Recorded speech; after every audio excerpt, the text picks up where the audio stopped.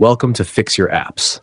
In this video, I'll show you how to start a video call on Snapchat so you can connect with your friends face-to-face easily. Now let's get started. First, open the Snapchat app on your mobile device by tapping its icon on your home screen or app drawer. Next, swipe right from the camera screen to open your friends list, or simply tap the Friends icon located at the bottom left of the screen.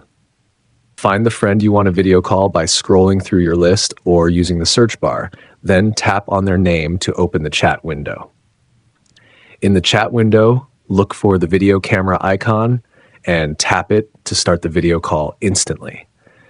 The person you're calling will get a notification and can choose to accept or decline your video call request. Once the call is accepted, you can add fun filters by tapping the emoji icon at the bottom or switch between your front and back cameras if you want to change views.